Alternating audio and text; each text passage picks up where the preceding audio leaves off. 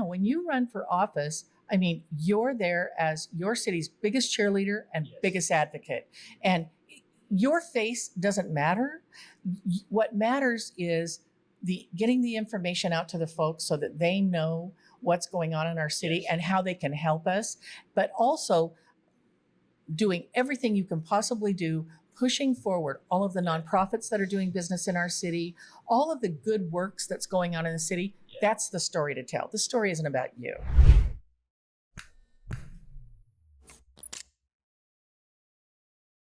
Hey guys, welcome to the Salem Business Journal Podcast.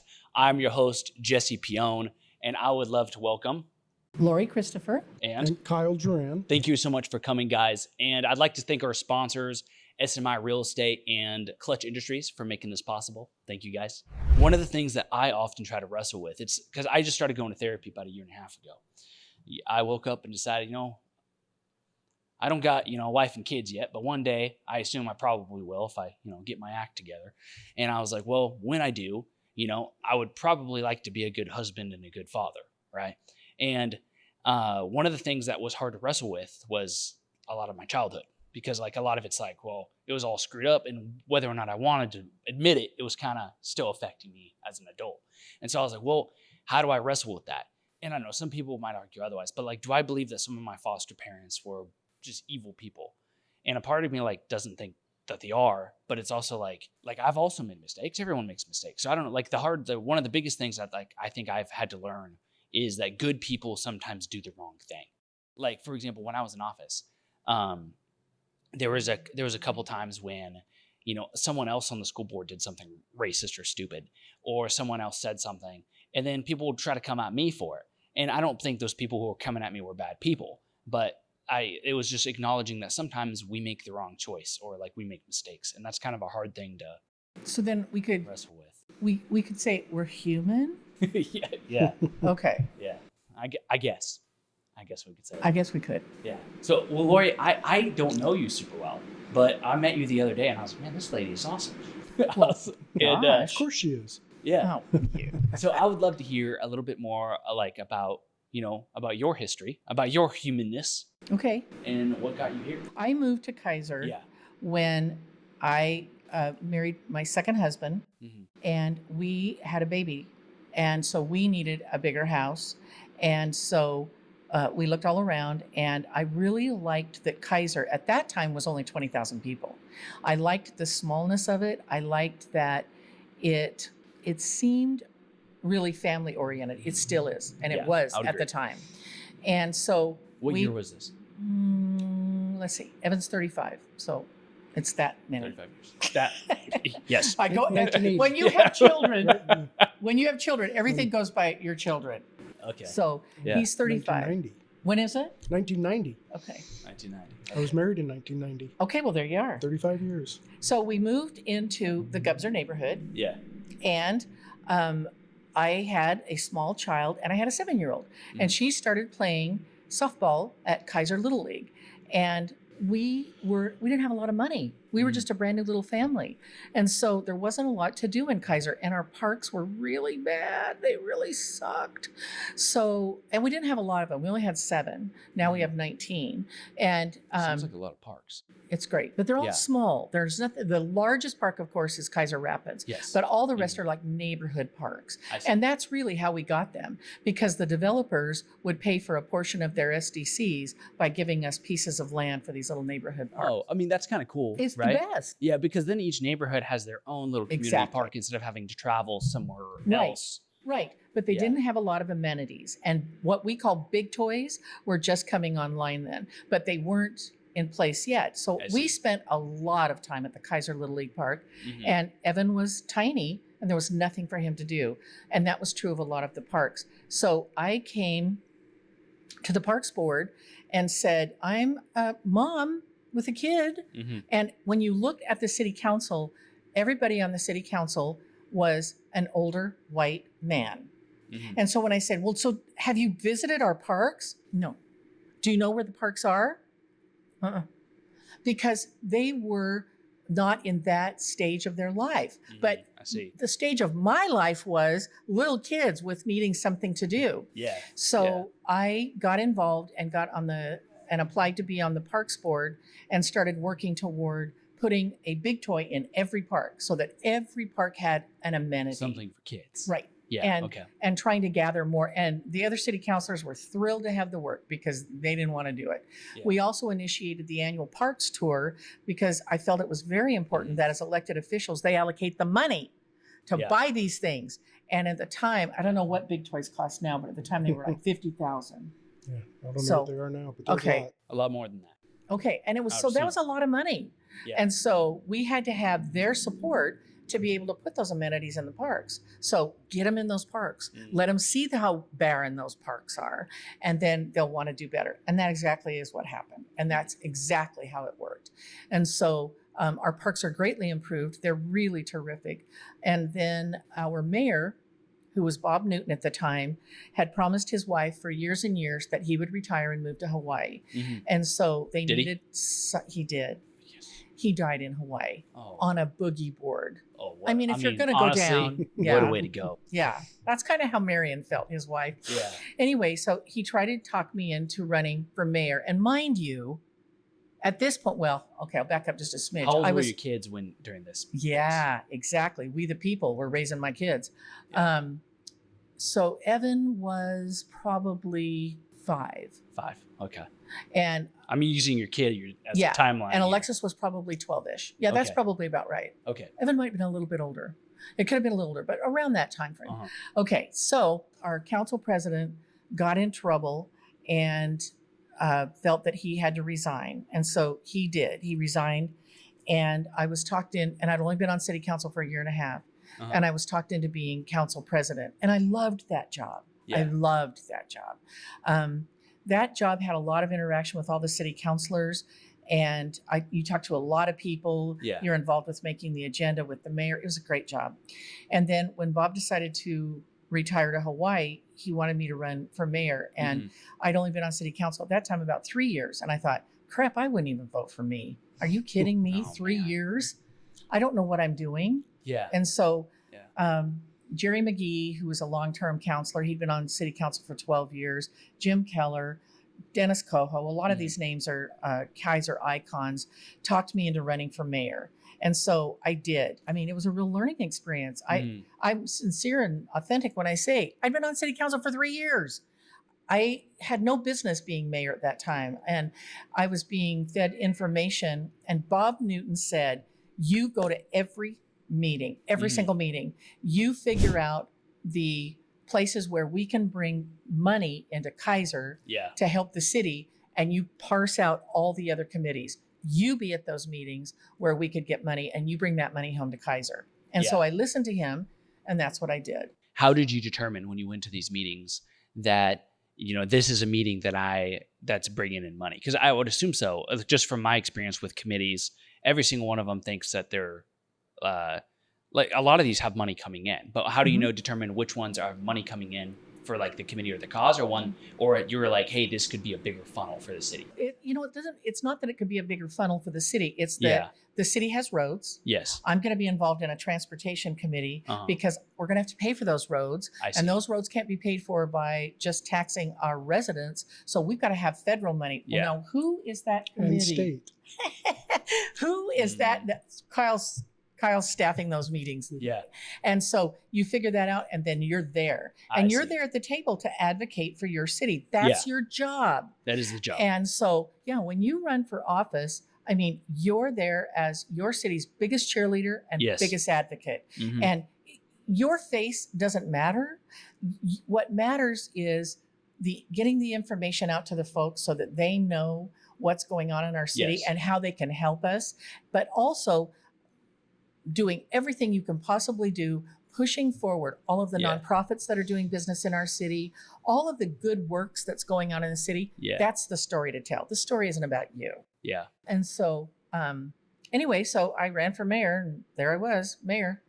And so there I was. All there right. I was. And so I just learned that first, and you have no power that first year because people think, hey, you're a flash in the pan, you don't know anything. And that was right. Yeah. I didn't know anything.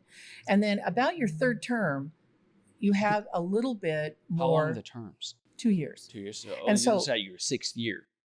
So about 6 years, I really knew the projects we built. So during my tenure, we built the Civic Center. Mm-hmm. We built it with urban renewal funding. We paid cash for it, Jesse. Paid cash for the Civic Center? We did. Damn. That's We did. I know, brother.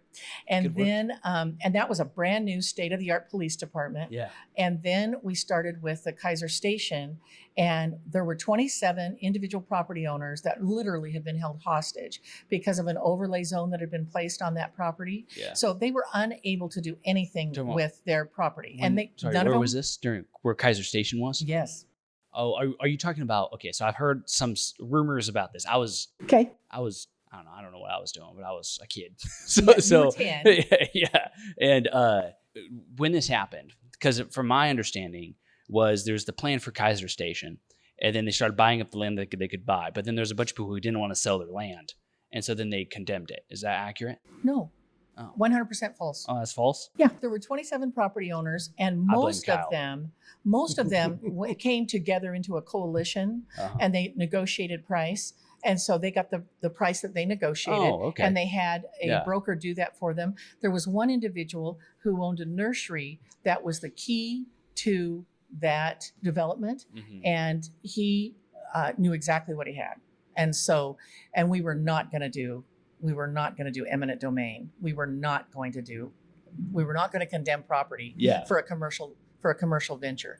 And Yeah. so as of that, he held them up for quite a considerable bit of time. Yeah. And for a property that was worth maybe 500,000, he got 3 million. Dang.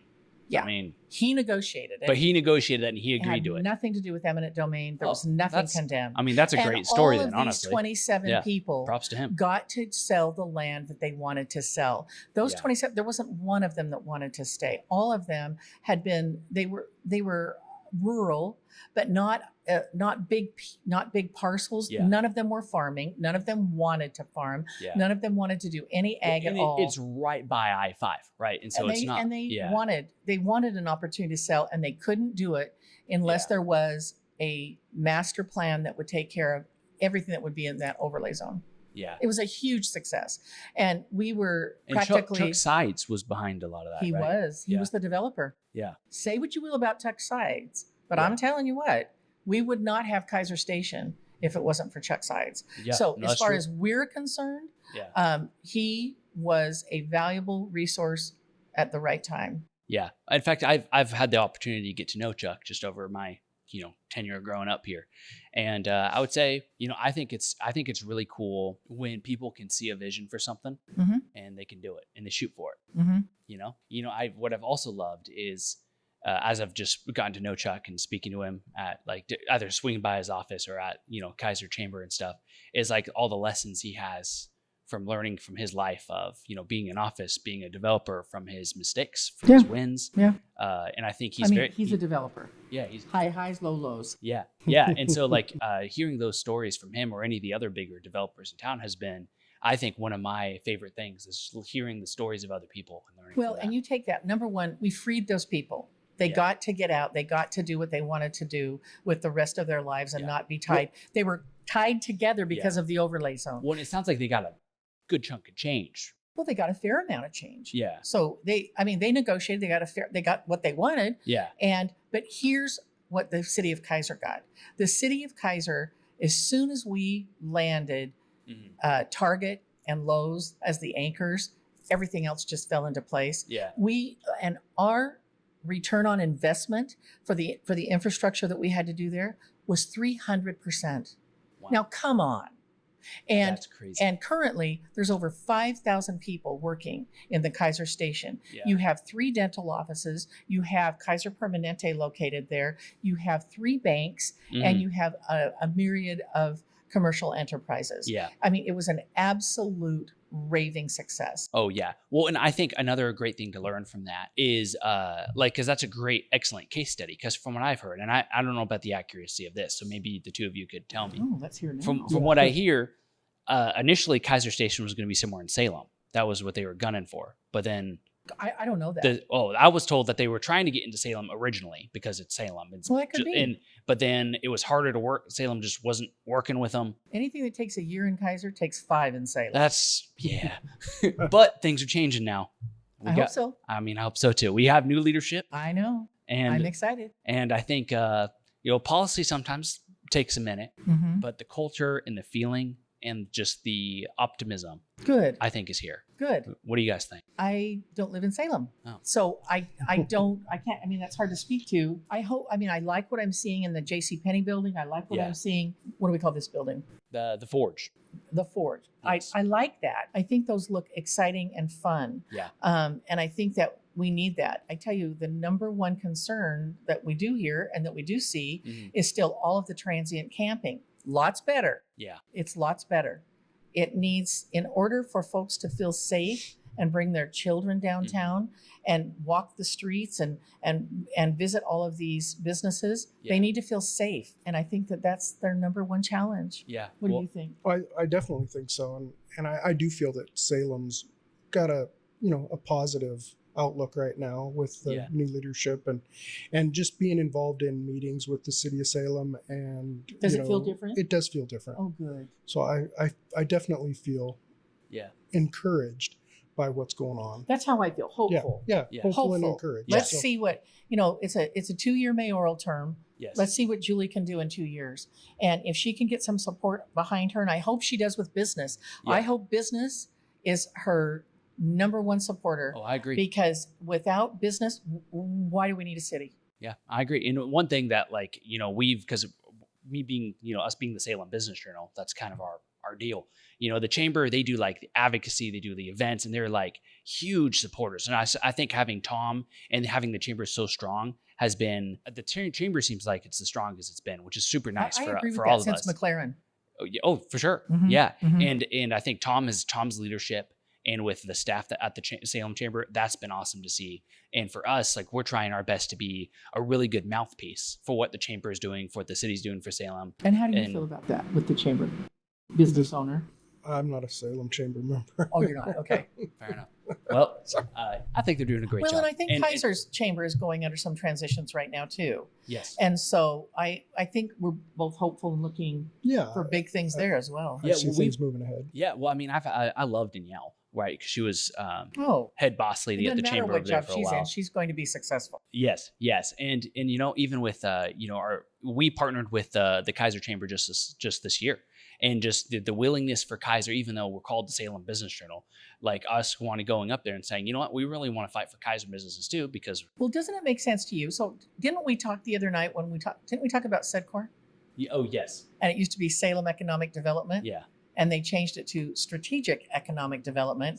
And that was a strategic and wise decision because if you want that, if you want to be just Salem, that's great. Be just Salem. But if you want to work within all of the myriad of little cities here, Monmouth, Independence, Keizer, maybe even Albany, if you want to work those, you're Mid-Valley. Yeah, regional. It's a regional. Regional is the way to go. Regional is the way. Something to think about. That's fair. Well, how can we work with, the chamber? How can we work with the Salem Chamber? How can we work with the Keizer Chamber and be a great mouthpiece to the work that they're doing? Well, and how can we do in that? The same business? Yes. And here's the business we're in. Yeah. Supporting local businesses, local jobs, providing amenities for the people that live here so they continue to live here and be happy and have the things they need. Aren't we all in that business? Totally. Okay. Yeah. I thought we were. That's why we're volunteers. That's why we're volunteers. That's true. To bring this all to fruition. Yeah, we had a neighborhood meeting last night, and the neighborhood was concerned with some of the decisions that are being made regarding development around Keizer Station. And, we had to remind them, we're you. Yes. We're your neighbors. And they said, well, but there's fear that you'll just sell out. And I said, would we, how much money would that be to sell out ourselves, to sell out our neighbors? I said, really? Do you really think that's what we would do? Yeah. Because that's not at all what we would ever do. We're going to preserve and protect our city, our neighborhoods, and under that dome, get us the best deal we can get. Yeah, and I think just looking at Keizer, right? I think you guys have done a good job with that. I get the sense that Keizer's a small town, even though it's, about 40,000 people and growing. Yep. Well, that's pretty little. I guess. Yeah, comparatively. Well, I grew up out. I actually grew up mostly. I bounced around a lot, but I kind of grew up mostly out in like Turner, Almsville area. Which are great little cities. Oh yeah, I went to Cascade. Go Cougs. Great school district. Oh, excellent school district. And in the culture there with the teachers, with the admin, and like everyone genuinely cares, and like especially when in a situation I was in, it was like having those kind of like mentors and people there in your life was an instrumental. It was a game changer. They have a great culture. And similarly, I kind of think Keizer has a pretty good culture, just kind of as a whole. Like there's bits and parts that are, need some work, but overall it seems like Keizer's kind of kicking ass. Were you ever fearful when you were raising your kids? I never was. Oh no, not in Keizer. Right. Absolutely not. Yeah. Whereas in Salem, like I think there's been this, there's been a battle that you've seen it on city council. You've seen it with the school board. You've seen it in like all sorts of places over like the identity of the city. But it feels like Keizer kind of knows who it is. And is shooting for that. We're shooting to keep it. Yes. We're working hard. And that's what got me into the city council position. Yeah. Well, Kyle, I want to talk a bit about you. Yeah. I decided to get involved with the city. Yeah. 12, 13 years ago. I joined the planning commission. Oh, I didn't know that. Yeah. So I was on the planning commission from 2012 to 2018-ish, I think. Somewhere around there. I was on there for 6 years. Wow. And I enjoyed it. I really got on it because I knew that Keizer was going to need to grow, and I'm a builder. I run a remodeling company, and my dad built 29 houses in Keizer. Wow, that's a lot. In Stats Lake and the Meadows. Is that how you got into the business? Yeah, sort of. Okay. I didn't want to be in the business. Okay, I kind of want to hear that story. So, okay, so to go back. Okay, yes. In high school, I started doing drafting. I enjoyed drafting. What is drafting? Drawing house plans, doing like architectural. Okay. So I did architectural drawings. But I also did mechanical drawings where I drew machine parts and machines. Cool. So in high school, I started drawing house plans for my dad. So there's a couple houses out at Stats Lake that I drew in high school. No way. So that's actually really cool. So I drew house plans for my dad, and I got into that, but I decided I didn't want to get into the construction business because I enjoyed mechanical stuff. I enjoyed drawing mechanical parts, working with mechanical things. So I went on to Chemeketa, took drafting. I was working for Tomorrow Incorporated, which is now Garmin out at the airport. Oh, yep. Tomorrow at the time in the late 80s was bought out by UPS. And when I started there, I started on a... Wait, hold up. I want to understand that real quick. So were they still doing the same technology and stuff there? It was before GPS was a big thing. Right. Yeah. So Tomorrow Incorporated, the Morrow company. Yeah. This was their second venture to Morrow, Roman numeral 2. So Morrow Electronics, to Morrow, had built up, and they were doing avionic systems. So Loran system, which are airplane radios. Back then, they were doing airplane radios, and UPS bought them for some of the stuff that they started doing with GPS systems. Interesting. So UPS bought Tomorrow Incorporated, became the UPS development system that started their package tracking system. Interesting. So I started working. Wow. Really? That is actually. I did not know that. I didn't either. That's actually really cool. So yeah, I was working in the metal shop at the time, taking drafting classes. So I was the liaison from the metal shop to the engineering department. Yeah. And I was building prototypes for the engineers to put in the trucks to test them. Wow. So the electronics were being built. I made the mechanical parts. And it was pretty cool. I mean, I'd make them out of aluminum, and I'd bond them up and make them look like they were going to be the final, rendition of that were in the drawings and the sketches that the engineers had done. So I did that. I built the mechanical pieces. And then after finishing, going through school and getting a little bit farther into the company, I went and I moved into the engineering department and became the liaison from the engineering department to the mechanical or to the shop that was building this stuff. So I wasn't building it anymore. I was working with the engineers to help with the designs and making sure that the shop could do it. Wow. So I did that. I worked there for 5 years. UPS kind of finished up the package tracking system, and they were starting to lay off people. And I was waiting to get laid off because I'd only been there for 5 years. Well, I made it through the layoffs. I didn't get laid off, so I quit. I was. He was hoping for a deal. That's actually really funny. I was wanting to go do something different. That's funny, actually. So I moved off, and I became I took a job being a mechanical engineer for food processing equipment that we made these really cool magnetic conveyors. I don't know if you've ever seen a magnetic conveyor. Well, it doesn't turn. Conveyor? It just shifts. So it jogs. Conveyor? A magnetic conveyor moves stuff along a conveyor system that doesn't turn. Huh. So our biggest claim to fame was making these magnetic systems, and they jump. They're like a high frequency jump. Okay. And the biggest thing was Frito-Lay bought the stuff. We could move potato chips thousands of feet without breaking any. Wow. That is so it was cool crazy stuff. So our biggest example was we would stack up full wine glasses or champagne glasses and move them from one end of a conveyor to another without spilling anything. Wow. Seriously? That is nuts. So it was some cool stuff. And that was still tomorrow? No, that was another company. That was a company in Newburgh. Okay. Man, I love hearing about this stuff. So it was some cool stuff. I was doing drawing. I designed a bunch of stuff for them, and things weren't working out with them, and so I left there. I went to a company in Portland area, outside of Portland, called Thermtech, and I designed incineration equipment. So I designed industrial incinerators for hospitals and things like that. Why couldn't you save the? I wish. So we built incinerators, but this was in the early 90s. Yeah, we were in the early 90s, and we were putting these incinerators in each hospital. So they got rid of their own medical waste. But most all of those have been shut down. I mean, it's just EPA. Okay, can we talk about that for a second? Sure. Okay, so we had an incinerator in Marion County. Where was it at? Brooks. It was on Brooks. Sure. That's correct, just outside of town. It was, it's still there, and it still would function. It just needs a big dollar overhaul. So, so here's what I'm trying to understand, because this was like briefly talked about, and people were like, meh, and just pushed it through, and no one's like really stopped to think about it, at least from what I've seen. So we shut that thing down. We didn't shut it down. Who shut it down? The company did. It became too expensive for them to operate it.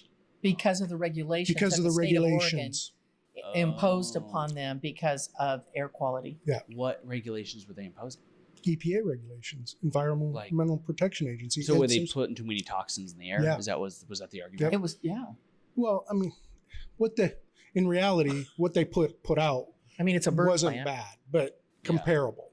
But they were going to be squeezed to have to do so many upgrades that they said, no, we're not doing it. We're just where nothing would come out. Yeah. I mean, it's just constant improvement to keep the air clean. And I get it, but there's at some point. It didn't make sense for them financially. Yeah. And there's a whole big thing. If you look back at the history of that. Yeah. The county paid for that building. The county built that, and after so many years, they returned it. The company that was operating it basically took ownership of it, is how I remember this. And so even though the county paid for it and then paid them to manage their waste, they owned it. And so now the county has nothing to do with it. So the county was just a customer among many. And the problem is the county's amount of product that was going to it kept getting cut down because it was more profitable for them to bring in outside medical waste. Interesting. Huge. They were making a ton of money from outside medical waste from all over the region. Because they have to get rid of that waste. There's and there were nowhere else to do it. Interesting. Where would that go now? So where are we putting it? It goes all over the place. There's so they're so shipping it to other states. Well, and littler burners and littler systems. There's a new system coming online. I don't know where it is, when it's going to be up, but it basically chops up all the medical waste, all the syringes, all of the stuff, and runs it through a microwave system. So there's different things out there, and then it goes in a dump after it's been, treated chemically or our garbage. Where's our garbage going? Coffin Butte, which is on the way to Corvallis. just out of Corvallis, north of Corvallis. Speaking of more rumors, I heard that the long-term plan of this, that there's not one. Do we have I've heard they're running out of space. The long-term plan was Coffin Butte was going to expand. Yeah. Well, now they're talking about, because their local system is saying, no, we're not going to do that. We're not expanding. But part of it is because of stability of the ground. Of the ground. Yeah. So there's, it was, we hope they're going to do this. Well, now they're saying, well, wait a minute, you guys are dependent on us. We may not want to do that. Oof. So again, it could go a lot of regulation. Yeah, it could go all over. So I have another question for you guys. There was one topic that I was really excited to talk to you guys about. Okay. Urban growth boundary. Yeah. Seems like Keizer's busting at the seams right now. Yeah. Yes. All that I was saying that I had joined city council, or I had joined planning commission because of urban growth boundary. And this was 12, 13 years ago. Yeah.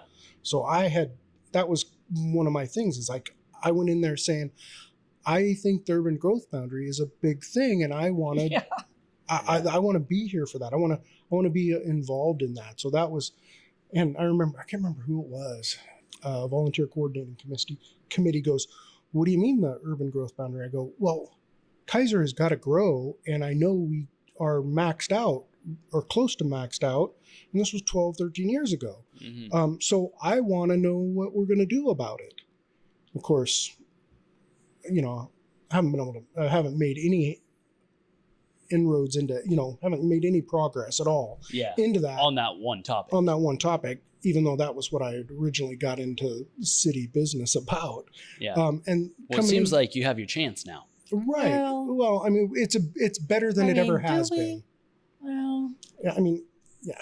I'm telling you, Senate Bill 100 came with conditions. Yeah. And they were promised. What was Senate Bill 100? Establishing urban growth boundaries. Yes. Okay. We're not gonna take all this valuable agricultural land. We're not going to take all this timberland. Mm-hmm. We're going to condense these into people areas, right? Mm-hmm. But you know what? There was a lot of contention. It was really hard to get through. But don't worry, because we're going to review this every 10 years. So every decade, we're going to automatically renew this urban growth boundary. And if there needs to be an adjustment made, we'll adjust it then. And so how many of those have taken place? I mean, I've only been kicking the bucket around here for 9 years. Uh-huh. Well, 8 years, because I was 20. Uh-huh. So none. Zero. So none. Zero. So they've never, that has been in place 50 years. Yeah. At least. I'm not sure. It might be a little longer than that. They've never been reviewed. In 50 years? Yes. Never been reviewed. But they do look at the urban growth boundary, and they look and they make sure that there's a 20-year land supply.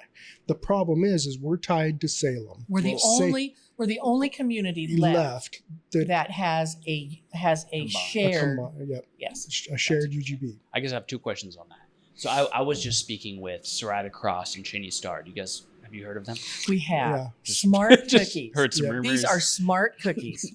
Oh, they came in with matching yellow outfits. Well, there you are. I know, but it wasn't planned. It wasn't planned at all. I swore it was. Maybe they were on a higher plane. Yeah, maybe I know. Their brains were doing it without sunshine them even knowing to your day. Great, right? they honestly did. I love talking. We had a hoot. One might say a hoot and a holler. Yeah, good. But anywho, that's one of the things that we were talking about. We touched on it just very briefly. I think Shaney mentioned that there was it was a 20-year.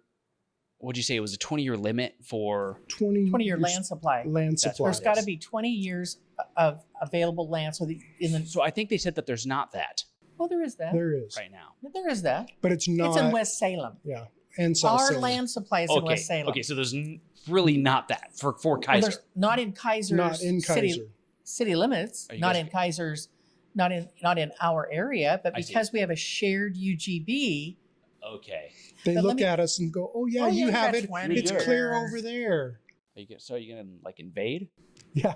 There's options. I mean, you So- guys are more likely to build a third bridge than us at this point. So, I mean, there could be an argument made. I don't know. There's ways to separate. And if we separate, there's ramifications of that. So what would be those ramifications potentially? We would have to expand immediately because we have no land in Keizer. So immediately that would expand into areas that are available to us. Those are currently ag lands. Yeah. So that's a big battle. That's we're a big constrained fight. on 3 sides. That's right. So we can only We can only go north. Only go north. So why are you constrained to the west? What's on the west? The river. Can you not go across the river? We could if we had a bridge. If we would have had a third bridge. that was good. Was that a setup? Yeah, a little bit. Well, No. could you jump the river? Not that I'm a little Not salty without a around it. bridge. Not that I'm a little Yeah. salty around it. Okay, so we could do that. We could separate. If we stay combined, we could negotiate with Salem and Marion and Polk County because all are impacted to say, gosh, the land in West Salem that the topography does not lend itself to development because the topography is so steep, there's no developer that could ever develop It's not that. financially feasible right now to spend the money. The 20-year land supply is unfeasible to build. Okay. Oh, all right. But So- not if you're a politician. If you're a legislator, then it's a viable 20-year land supply out there. But it isn't. So what about South Salem, like out near Sprague? A little bit. There's gotta be there is some some out out there, there. yeah. There is some out there, but a lot of it is Becomes vertical ag. too. No, Yeah, a lot of- there were some big hills yeah, out there. there's a lot of it out there that's still in the urban growth boundary that hasn't been developed. That's in Right. the city limits because of even. that. Because of the topography. Yeah, Interesting. Yeah. and that's why it hasn't been developed. Is because And this whole too housing expensive. thing, the governor wanted 35 or 36,000 units built. Yeah. Well, under the constraints that Oregon currently has, who did she think was going to be building that? Not Kyle, Yeah. because you can't make a living building the type of housing that they want built, and in the locations that are available. in the locations that are available under the requirements that are required. Yeah. That's why I don't know how many. 1,100 is that right? There's been 1,100 homes built, and there's supposed to be 36,000 a year. Wow. So we had Yeah. 1,100 homes built just this last year. No, in this year, 25. In this year, Mhm. 1,100, and there's supposed to be 36,000. Yeah, a year. That's Talking about- what she's wanting. That's what she wants. She wants 36,000. They made up a few new rules to help with it to make it easier. Yeah, I heard about this actually. 100 acres that you could build on with. Yeah.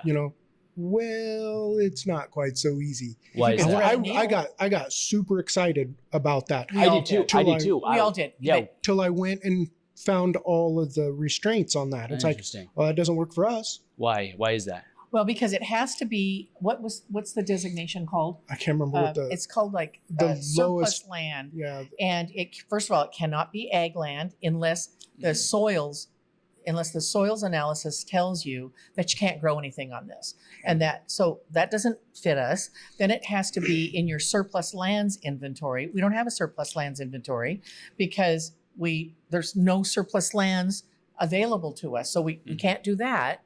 And so there seems like there was a third. So all three of these stipulations to be able to expand 100 acres, well, none of them fit Keizer. We do have 100 acres that would fit in that. But they don't fit into these. They don't fit in. Well, and first of all, they're all like 2-acre parcels. And I and see. these people have to be willing to divide that property to move into the urban growth boundary. And the place that's available, nobody's going to want to do that. There may be a few, Yeah. but it's not going to be enough to make it worth Not doing. sustainable for a long year. Well, it's long not- No, it's- It's No, not it- enough for the city to put the infrastructure in There to you go. build in. I see. If you have 100 acres and there's only about 10 acres that would be subdivided, Mhm. you're not going to spend millions getting sewer and Yeah. water out to those I see what you to mean. to Okay, build. Yeah. So that's the issue. It's like we need vacant land to Yeah. make it easy to build. We And can't. We have some farmers that own some large swaths of land that would be interested in selling that land for and bringing it into the UGB, but they can't. So again, we hold them hostage. Yeah. I have a question for you guys. This kind of goes into a longer term thing. So I went to Willamette University for my undergrad and for business school. And in my undergrad, I majored in economics. So we kind of nerded out on a lot of these things. One half of that education was essentially socialist propaganda, where I got but I was actually super thankful for it. And here's the reason why is because now, like one of my classes, I had to take a 6-month course on the ins and outs of socialist systems and why they were so great and why America sucked. But the reason why I was super happy that why I'm super thankful that I took that course is because now I know the ins and outs of why they work, why they don't work, and I know your argument. Yeah, no, exactly. And it's like now I'm like, instead of just saying, oh, capitalism is great, now I have an educated reason as to why I think it's better, which there was negatives to everything. But anyways, that's my point of this, me going into that tangent was we can go talk about education another time. But how long were you on the school board? 4 years. Yeah. I bet that was a long 4 years. Oh, I had to grow up fast. I mean, I was 21, and so I wasn't able to do things a lot of 21-year-olds were doing because whenever I was on the front page of the Salem Reporters. Oh yeah, Jesse Pione, piece of crap. Was what it would say essentially. Yes, we're aware of those headlines. Yeah. I was like, it's always a photo of me like. Oh yeah, they're always the worst photos. I'm like, come on, man. Oh, they'll take something you say and just like twist it. Oh yeah. Really? That happens? Oh yeah, you guys better be ready. I'm gonna do that to you. Yeah. You're cooked. You're cooked. Yeah, but you're videoing it. I know. Yeah, it's amazing what the reporters want to. Yeah. They like to give the little soundbite or the little snippet of what you said, not the whole comment. Oh yeah. So it makes you look like an idiot or makes you look like you're against something that you're not. Yeah. Or it makes you just look like you have a different opinion than you have. Right. Yes, it doesn't, totally. Yeah, it doesn't match your intentions. Yeah. Right. But anywho, that wasn't where I was trying to go. But it might sell newspapers. Yeah. And that's really what we're in the business of, isn't it? Yeah. No, it is not. Hopefully. I hope not. But anywho, moving on. So what I wanted to ask you about was kind of the general idea. So I love playing with like long-term economic ideas because like there's a way of life that I prefer to live. I'm not really a city kid. I had a house here in Salem in suburbia, and I just like being out on my own in the woods, So like I kind of prefer being near no humans, but it's got me thinking about like in the long term as human population keeps increasing, what do we do? Population projections are down. Well, so you think populations are going to keep decreasing, and if they're decreasing, then why are we caring about urban growth? Well, it's still increasing enough, but it has decreased. At least the reporting has. Yeah. Well, because assuming that Salem and Keizer is going to grow, right, and that our community is going to grow, then there's a long-term thought that I've wondered about, and I've talked to some other students and professors about, and a couple other business people too, of, okay, if we build, a lot of us don't like it when we talk about building up, because when we talk about building up, that's apartment complexes and that's city. That makes us a big city. But if we don't build up, then that means we have to build out. And if we build out, then we're turning farmland into suburbia. Which future is better? You tell me, Jesse. Yeah. I don't know the right answer. There's the Gordian knot. Yeah. We hear that from citizens. Yeah. I mean, and do we really want to be, I am surprised, and I talked with Fire about this. I am surprised that we're putting these houses, they're squeezing these lots that used to be 7,500 feet. Yeah. Minimum. Uh-huh. Can you imagine? The lunacy? Now we're on 4,000. 4,000. Yeah, 4,000. That's and wild. There is 10 feet between houses. If one house catches fire, what happens to the house next to it by 10 feet? Yeah, it'll hop over. Why hasn't fire gotten involved in this? Why hasn't fire said, with all of the fire madness that's going on in the state of Oregon right now, why in the world haven't they come out to say, this is not a great plan to have these homes so close together? At the bare minimum, 20 feet apart, wouldn't you say, Kyle? Yeah. At the bare minimum, to give that second house a fighting chance. Yeah, I've never seen studies on this. Do they have?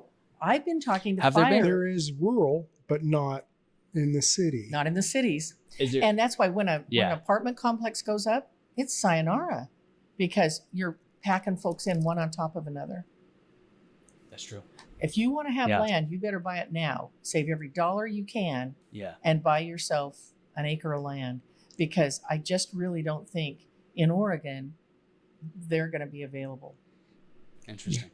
So the most comment since I've been a city councilor, and Yeah. I'm in my second term, so 4.5 years, the most comment I've had when I was running and currently is, why do we allow all those apartments? Yeah. There's so many apartments Yeah. being built. Yeah. Why do we Well, it's allow a it? Well, we crazy don't amount. have any control over it Yeah. because It's zoned, it's zoned for it. multifamily. Yeah. And it's happening so much because that's what's profitable right now in Well, the that's the city only of way- Keizer. That's the only way that The- developers can make a living Yeah. is to do these Because there's no multifamily. property. Yeah. And it's all Because commercial. remember, so if you're building, here's a perfect example. Why don't we build those little cluster cabins Uh-huh. so that everybody, I mean, does everybody need 5,000 square foot house? I don't think we do. Yeah. And so if we build these little 1,000 to 1,500 little clusters, Yes. I've seen okay, these. yeah, why don't we do more of those? Let me tell you why. People don't think about this. Every single one of those has a hookup to city amenities. Do you know how much those individual hookups add to the cost of building those homes? It's a lot of money. I can't- 10 to 15. Yeah. Yeah. 10 to $15,000 Yeah. Each. Yeah. Yes. So Sheesh. I only have to do that how many times if I build an apartment complex? Once. Yeah. It's one big one. Yeah. There you go. So, So are you going to see these? Will people have an opportunity to own their own home? I don't know, Jesse. I don't know, because the regulations that are put on the builders Yeah. and the cost to build these individual dwellings Yeah. is just too cost prohibitive Yeah. for people to buy. And if they can't sell them, they're not going to build them. So Are why? you, Kyle? no, and Okay. we don't have the land. in And we don't Keizer. have the land. We don't have the Yeah. land. Okay. When we say we don't have the land, we're not allowed to use the land because the Right. land's Well, There's there. land there, and there Yeah. are property owners that would love to sell the land. love to sell it. Yeah. I know, like she was saying, I know some specific Uh-huh. owners that own farmland, farmers that say That don't farm. that don't farm the land because it's too close to the houses, it's too close to the neighborhoods, I it's see. just not good farmland. And that's why the neighborhoods had been allowed to move out to where they are now, Mhm. is because it just really wasn't good farmland. So the land adjacent that's left is Mhm. the same way. But we can't do it because of the urban growth boundary, and we are not allowed to adjust the urban growth boundary without So it a sounds lot of work. so it sounds like the only way for us to be able to address the urban growth boundary thing for Keizer Mm-hmm. is to break free from Salem. Not true. Not No? necessarily. Not what's true. what's the other solution? We can negotiate with Marion and Polk County and say, let us give you back this West Salem. this West Salem very steep topography area where we can't afford to build on. Let's put that back in the county, and in lieu of that, give us flat land that could Oh. So be you keep the developed. same Oh, area. okay. You keep the just same move it. area. Interesting. You just rejigger it. So picture a balloon, So we can and if I negotiate. squeeze this balloon and I pop out over here, Yeah. that's what we want to do. That's So- what we want to do. So that negotiation could be with the county. Well, it's No, got to be with there's- the county. The city, Yeah. county, Yes. there's 2 cities and 2 counties. Correct. Yes. Polk, involved. Marion, Salem, Keizer. Okay. It has to be all of us working together. We got Keizer Station done that way. Yeah. That was a negotiation I process see. called Skate Pack, which is Salem Keizer Area PAC. What would that be? Area Commission, or I can't remember what the acronym was. Yeah. But it was the 4 of us working together because that was farmland Mhm. that we put the Keizer Station on, not high value farmland, Yeah. low value farmland. And the people wanted out, wanted to sell. And so the counties and the cities had to be Mm-hmm. amenable to that so that we could even move forward with allowing that the folks Interesting. in that overlay to sell their property. They had to get permission. Huh. So we negotiated that over 2, maybe 3 years. And it was me and the 3 Mikes, Mike Probst, Mike Ryan, and Mike Swain. Interesting. Mike Swain eventually said, he was doing exactly what his job was, advocating for Salem. If I let you build Keizer Station, it's going to hurt my downtown. Well, it's not. It didn't. Mhm. But he said, but I won't fight you. So he was a no vote, but he did not fight us moving forward. We had 3 votes. So what do you think would be in it for Salem to help with this? They would get land as well. There's land out south that is still in Marion County that you can't move into. So Yeah. maybe they Are you would talking about- expand talking out about the to Marion land? County, and maybe we would expand north in Marion County, I see. and Marion County would take West Salem and portions of South Salem I that are see. not buildable. I see what you mean. So I will make sure I understand this correctly, just so people can get it. So the portions right now that are available for urban growth are the hills of South Salem No, near they're Sprague in our urban growth boundary. that But are we in it. can't build on it. Yes, correct. Yes. Okay, so what I'm saying is so the parts where we're told we're allowed to build Mhm. are in deep South Salem near Sprague-ish area Yes. in those steep hills. Is that Yeah, accurate? Something like, yeah. Ish. Yeah. There's Just a ballpark? just Yeah. some steep areas out in that South Salem area. Okay. It's within the urban Boone's growth boundary. Ferry? Boone's Ferry Road? No, Or is Boone's- that farther? Boone Road. Is that Boom. farther? But- But out there. Yes. Yeah. Okay, that general area. Yeah. And then out West Salem, also steep areas in Yes. West Salem. Yes. But there's nothing this way. This way's east, like near East, yeah. out towards Lancaster, where North- there's all the northeast, flat land. Yeah.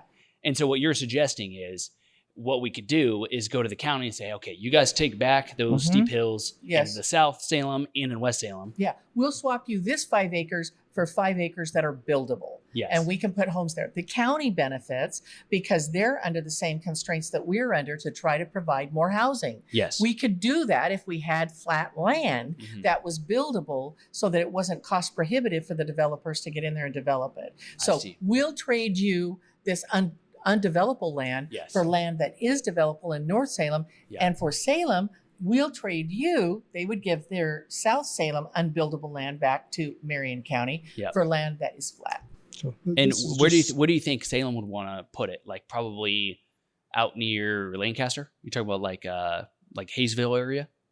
that Or are you could be talking- one of That's those a great place. Or are you talking about up north, kind of near Brooks? I'd go south. No. Well, Oh, I don't know. Keizer or No, Salem? for Salem. For Salem. For Salem. Keizer, it Oh, would just be I that don't think north. Salem will want to go Brooks, No. Well, but towards I think Keizer could. I don't think Salem would want to do that. I think they'd go east and south, don't you? Yeah. Mhm. yeah, east and south, and then Mhm. Keizer would probably We'd go Keizer would north. probably go north, correct? Mhm. That's the only This option side we of have. I-5 north. Correct. Mhm. Yeah. Okay. I Yep. guess that makes sense. Yeah.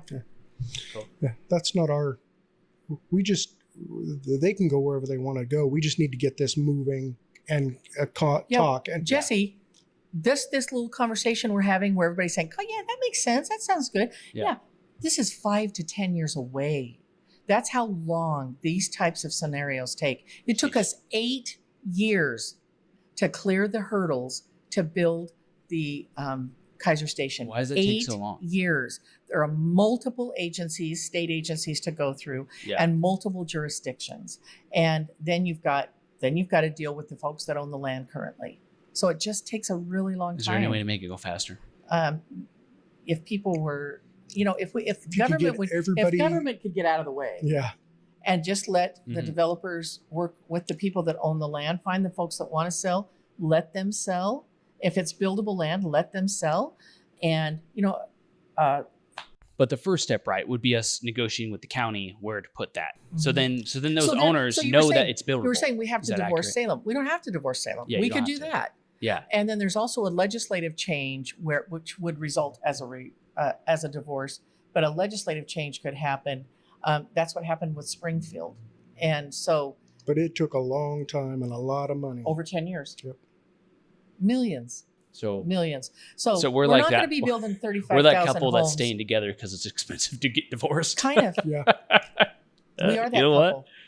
You know? right now, but we don't have You know, to. there's no one else I'd rather We be can married go to. to counseling. You know? We can go to marriage counseling. But and up we until can find a way forward. We can work on ourselves. We Ugh. can work on ourselves. but I don't up know. until this last year, going to talk to people from Salem, Yeah. you even mentioned that to the previous mayor. Like, I don't, Well, he wouldn't listen to DOA. it, and even the staff weren't interested in You talking had about. pretty because a lot of strident times, staff to work with. Yeah. I'm Yeah. pretty strident. And, that does not bode well for the governor to try to get her 35,000 homes. You Yeah. can't have staff that are so dogmatic and set in their ways that they're not willing to consider other ideas. Well, a lot of times the staff ends up following the leadership, right? So like, definitely. because I've dealt with a lot of times, like for example, school districts are a lot like this, right? When we're talking about the differences between like Cascade versus like Salem and Keizer, right? Like Cascade, like when they need to make a change, like I've seen it work, and like you could just do things and it can actually be done. Yeah. Whereas like with Salem Keizer, there's like I live here and I love a lot of the people here. Dragging Yeah, their feet. and it's just like you can lead a horse to water, but you can't make it drink. Yeah. You know, and it's and so that's what it kind of seems like with. They get caught up in the wrong things, and I'm sure you found that on there. I mean, like, you know, we're debating, you know, putting rainbow signs up in rooms. Really? Mm-hmm. Why don't we talk about reading, writing, and arithmetic? Why don't we do that? Let's talk about getting our kids prepped to go on to school if they want to, or if they don't, then let's get them into schools that will teach them basic skills. Mm-hmm. Sorry, I got off No. I got off top. No, you're fine. I'm just gonna, you know, my mama said if you don't have nothing nice to say, don't say nothing. So the education roundabout, it seems like. Yeah, but you know, we got a lot of changes to make, and it sounds like you guys are doing a good job up in Keizer so far. So We're trying. I feel like we're walking forward. Yeah. I don't feel like we're running. I don't think we can run. I think there's too many obstacles in our way with the state to run, but we're certainly making progress. Yeah. And you know, we've got these little orphans that are left over from the Keizer station. Mm-hmm. So we have a little 2 acres adjacent to the transit center. We've got 6 acres. That's a leftover. It's an orphan. And then we've got a little triangle. Well, do you know how valuable that land is, Jesse? That commercial property valuable for development does not exist. Yeah. And we have it on the Shamawa exit. Do you know how many folks travel that Shamawa exit on a daily basis? A lot. It's 200,000 trips.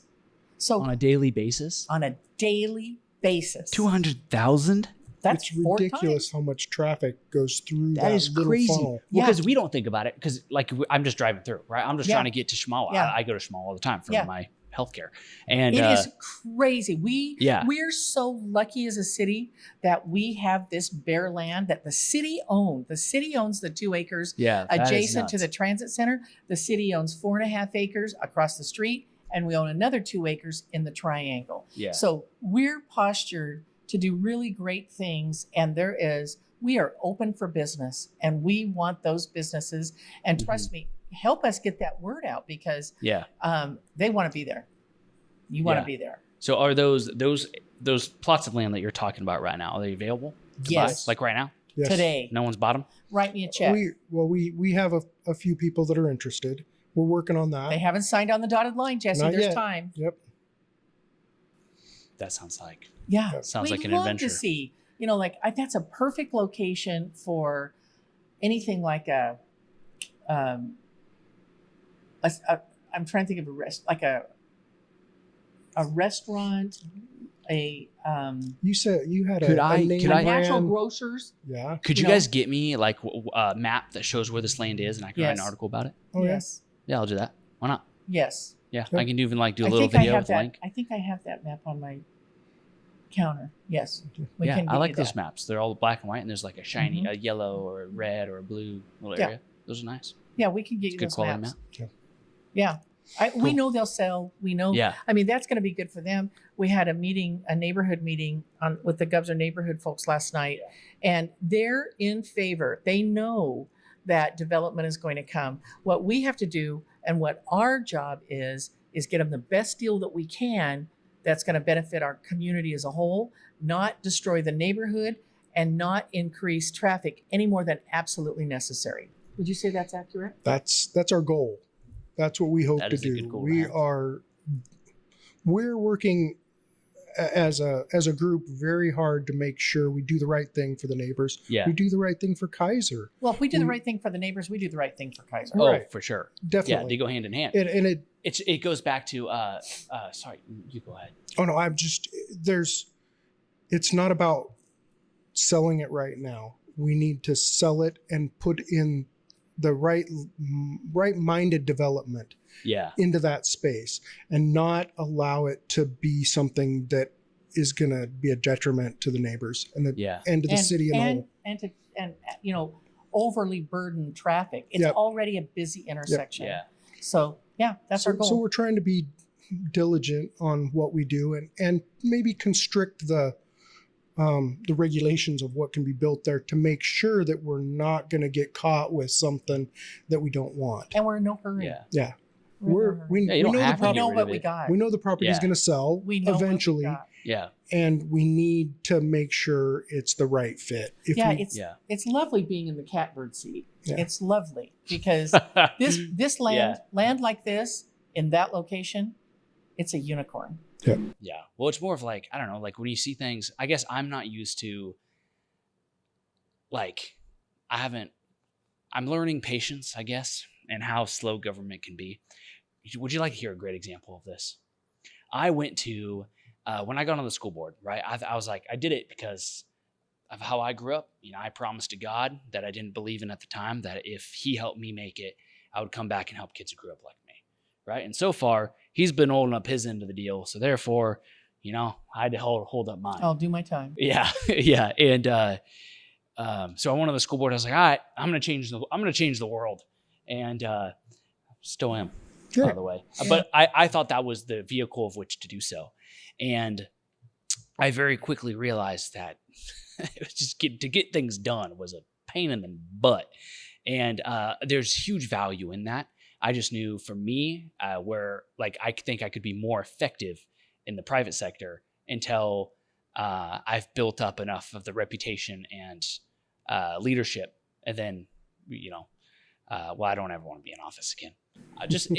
I'm hoping to stay in the private sector, but then just help out where I can. You may get yourself in a position where you think I can make a difference there. I can do something that'll be beneficial. Yeah. Yep. Yeah, it gives me anxiety. All right. Anywho, moving on from that. My point of that was I was on the school board. I went to Junior Achievement. Do you know what Junior Achievement is? No.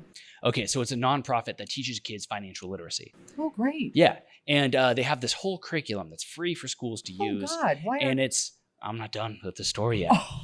Oh my gosh. Don't make me any madder at them. Okay, so and when I saw these guys, I was like, man, this is the coolest program. I got invited. So I found out about them myself because financial literacy is something that's really important to me because I think every human being for the rest of their life. Oh, for sure.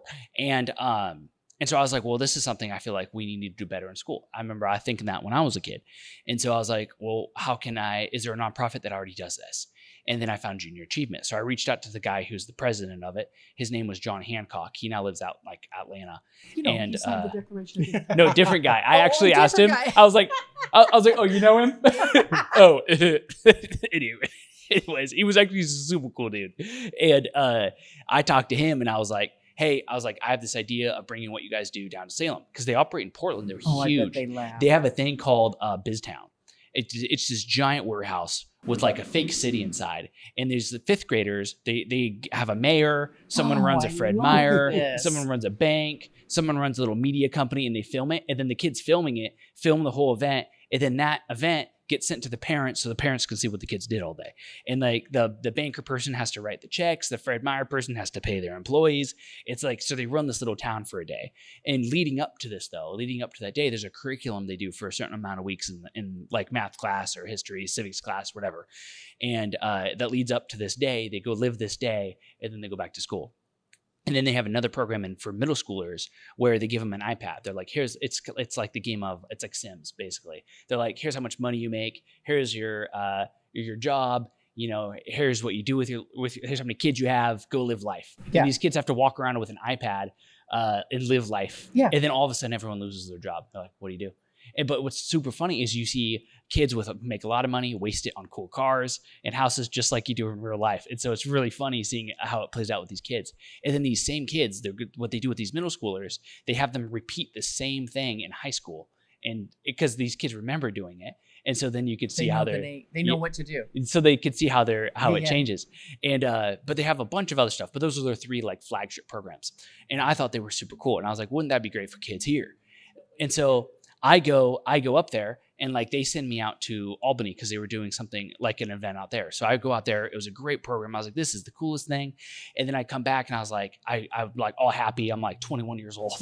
And I'm like, guys, we need to implement this right away. We got to do this. And they were like, and actually originally, so Christy Perry actually was pretty open-minded to things. And that's something that, you know, I really appreciated about her. And there was a couple board members who would go along with my shenanigans from time to time. And I was like, well, I really want to, you know, see what this could look like. I was like, can we send a couple of schools up? I was like, before I sell you on this idea that I think we should implement, I want to send a couple of schools up. So we send like Halk Middle School, I think Grant, and there was one other school. So we sent like 3 schools total. You did a pilot project in those schools? No, we sent them up to Portland. Just to see it. Yeah, for free at zero cost. Yeah, because typically they charge, right? And because they need to pay for itself. Okay. Yeah, and so they went up to go check it out. So they had the program in the school for the week or whatever, and then the kids went up. They came back. There was excellent reviews from the teachers. The students all had a great time. The program went very well, and then Junior Achievement basically tells us, hey, you know what? We'll even do something even better. We will work and build out here in Salem. We'll build out a place out here in Salem. We won't charge Salem Keizer. We just need you guys to say that you're going to show up. And then what they were going to do is charge like Bend, Eugene, the coast, right? This was going to be kind of the hub. And so we were going to have a stupidly great discount on the ability to do this. They were going to invest here in our community to have the Junior Achievement thing built out like a giant warehouse similar to what they have in Portland. And we were going to kind of be the hub.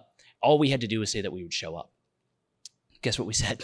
We said no, thank you. No, we said no. Yeah, they were no, like, "Thank you. We got to put a rainbow flag." When are we going to do it in the school day? When during the day? I was like, I don't know, freaking math class, like anytime. And, well, but then now that's interesting because now that's not your district saying no. They're saying the state of Oregon requires that each kid has so much time in so many classes to make those the state standards. How are we going to fit that in? Yeah. That's what they were saying. Well, don't you think that we could argue that that's math? 100%? Yeah. So I think it's a willingness on both sides. Well, right? Probably. Because if Portland schools can find a way to do it. If it can be found someplace else. Good Lord, if Portland can find, and they're still doing it? Oh, yeah. That's just to the best of my knowledge, yeah. That thing is packed. That's why we couldn't send our kids up. Because they're too busy That's up there. the problem. You know, our kids, when they graduate, they don't know how to live. Yeah. They don't have financial literacy. We don't teach them. No. Right. And it's not just that, we don't teach them. There's a lot of parents who just don't have, there's a lot of people who don't know the skills themselves because they weren't taught. Yes. And so how is a parent who wasn't taught how to do it effectively supposed to teach their kid how to do it effectively? You know what I mean? So it's kind of like, then that creates generational ignorance. Yeah. Generational problems of of an inability. I think it's a huge stagnant on the American dream. How am I supposed to move up in the world if I'm not, if this kid is taught how to run a business, they're taught how to manage money, they're taught how to manage finances, how to write a check, how to go to court when and if you're needed to, and how to do all these basic life things. Whereas this kid, who may be homeless or in foster care, is never taught those things. You know what I mean? Gosh, and so there's just no chance. Yeah. Yeah. Well, there is a chance, but it just gets a lot more slim. Yeah. But anywho, all right, well, thank you so much, guys, for coming on. That's been great. Yeah, this is great. I mean, we could have done 3 hours if we would have. We really could have because he's so interesting to talk with, and that's really good. This might be a thing for you. Oh man, you might be able to make this work. Yeah. Well, guys, thank you so much for coming on the podcast. Thank you guys so much for listening. Thank you to SMI Real Estate and Collier Law for sponsoring this podcast. See you next week.